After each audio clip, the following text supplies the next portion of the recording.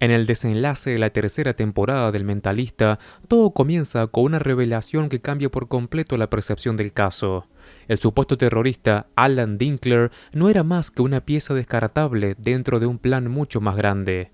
Había robado $50,000 de su lugar de trabajo, una empresa de préstamos rápidos, junto con 2 discos que contenían datos sensibles de clientes, incluyendo nombres y destinos de envío de dinero. Sin embargo, ese dinero resultaba insignificante comparado con todo lo que tenía disponible en la bóveda, lo que rápidamente despierta las sospechas de Patrick Jane, quien pierde interés en la superficie del crimen en cuanto empieza a intuir que hay algo mucho más profundo detrás de esto. La investigación da un giro aún más oscuro cuando descubren al compañero de piso de Dinkler asesinado en la casa, ejecutado de un disparo en la cabeza. Una muerte fría y directa que deja claro que alguien está eliminando cabos sueltos. Aunque para el equipo esto representa una víctima más, Jane se enfoca en el verdadero propósito del crimen. Para él, el dinero era solo una distracción, una cortina de humo. El objetivo real eran esos CDs con la información. La intuición lo lleva de regreso a la tienda de conveniencia donde Dinkler había estado antes de morir. Ahí, el dependiente colabora aparentemente sin problemas y menciona que Alan había pedido la llave del baño. Ese pequeño detalle resulta clave. Al revisar el baño, Jane y Lisbon encuentran un mensaje escrito en la pared: AD 277A6 Windsor. No es inmediato, pero tras seguir la pista logran vincularlo con un casillero en la escuela secundaria de Windsor. Lo que parecía un simple código se convierte en una trampa perfectamente diseñada. Cuando Lisbon llega al lugar, cae directamente en ella. Es capturada y despierta atada a un chaleco bomba, replicando exactamente el destino de Dinkler. Jane la encuentra en ese estado, en una escena cargada de tensión, donde cada segundo cuenta y cualquier error podría ser fatal. Obligado a seguir instrucciones para no detonar el explosivo, Jane recibe una llamada del teléfono colocado en el chaleco. Del otro lado, alguien exige los CDs que ya están bajo custodia del FBI. Jane gana tiempo mientras intenta reconstruir el rompecabezas en su mente, y finalmente todas las piezas se encajan. El culpable es el mismo dependiente de la tienda, quien había manipulado todo desde el principio. El mensaje en el baño no era una pista casual, sino parte de un plan meticulosamente calculado. Cuando Dinkler entró en pánico al encontrarse con la policía, el hombre lo eliminó y dejó ese rastro para guiar las autoridades hacia la escuela, donde podría capturar a su agente y usarlo como moneda de cambio. Jane logra arrebatarle el detonador en un momento preciso, y Lisbon, a pesar de la situación, consigue neutralizarlo. Cuando el resto del equipo del FBI llega, LaRouche se encarga de llevarse el sospechoso. Sin embargo, incluso con la amenaza aparentemente controlada, la tensión no desaparece. Jane y Lisbon discuten porque él ignoró su orden de alejarse, evidenciando aún más la dinámica compleja entre ambos. De pronto, se escuchan disparos dentro del coche policial. El sospechoso había logrado liberarse de las esposas e intentó tomar un arma, pero LaRouche reacciona a tiempo y lo abate en defensa propia, cerrando así ese capítulo, aunque solo en apariencia. Porque mientras todo esto sucede, el equipo ha estado analizando los nombres encontrados en los CDs, buscando conexiones ocultas. Finalmente encuentran una coincidencia: Max James. Pero cuando llegan a su casa, lo que encuentran no es una pista viva, sino otro cadáver.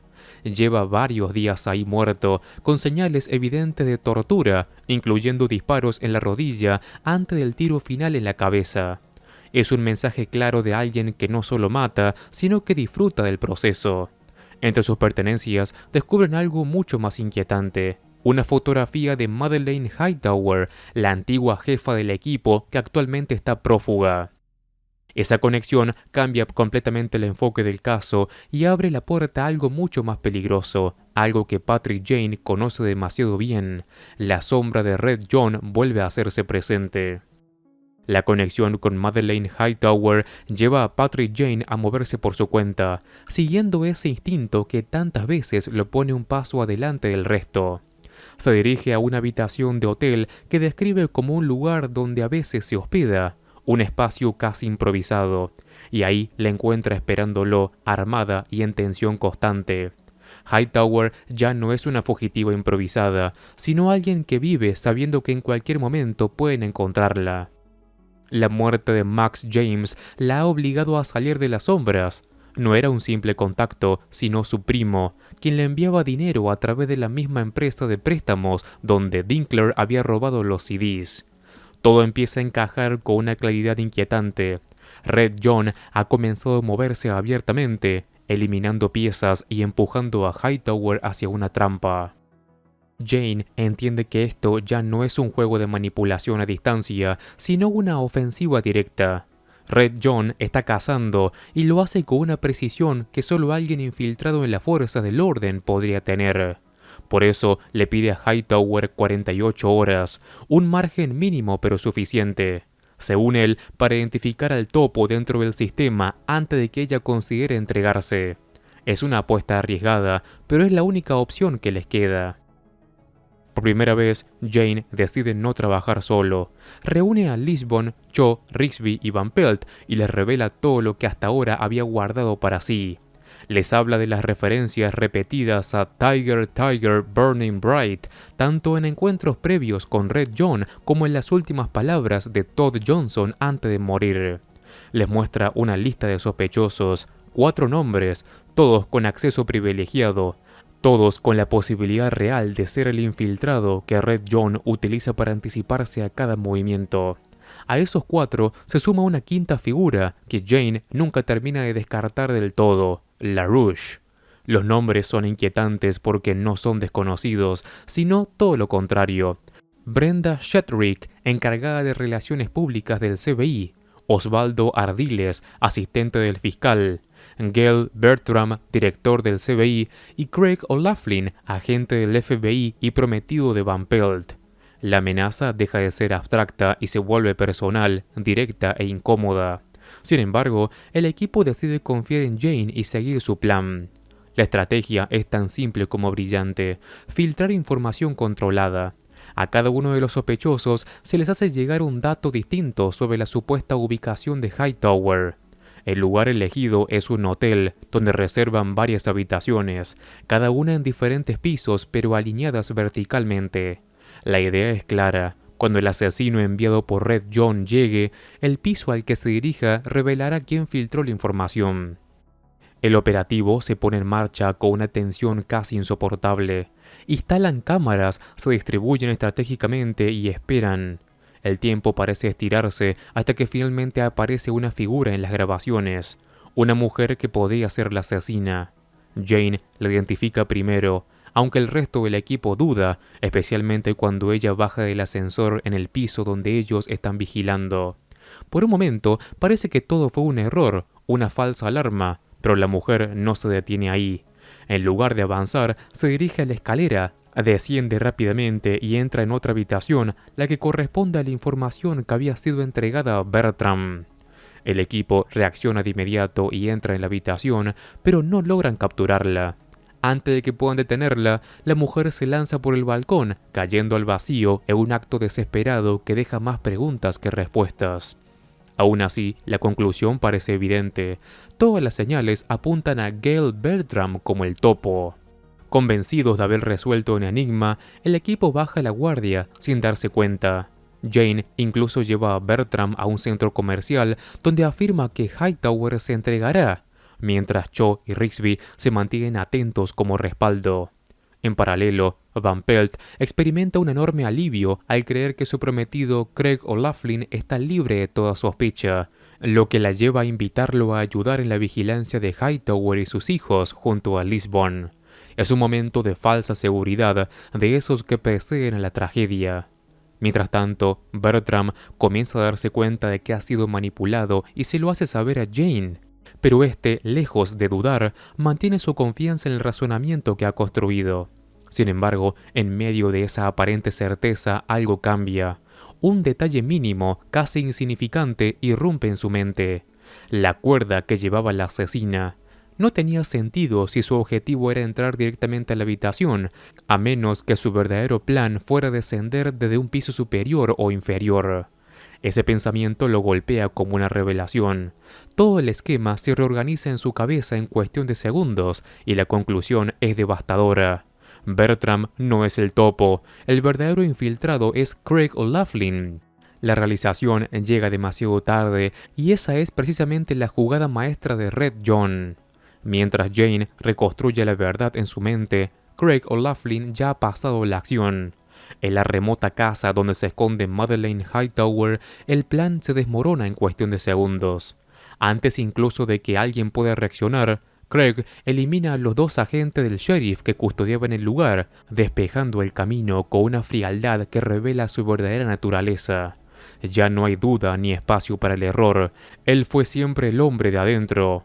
Lisbon intenta mantener el control de la situación en medio del caos, mientras Van Pelt queda paralizada por la traición, atrapada entre el shock emocional y la necesidad de actuar. La comunicación con Jane se vuelve intermitente por la mala señal del refugio aislado, lo que añade una capa más de desesperación. Cuando finalmente Jane logra contactarla y le advierte la verdad, ya es casi tarde. Craig le dispara a Lisbon dejándola gravemente herida. El golpe es brutal, no solo físico, sino simbólico, porque rompe por completo la confianza que el equipo había depositado en él. Sin embargo, ese instante de violencia también genera la oportunidad para contraatacar. Lisbon, aún herida, logra distraerlo lanzándole una almohada, un gesto desesperado pero suficiente para romper la concentración.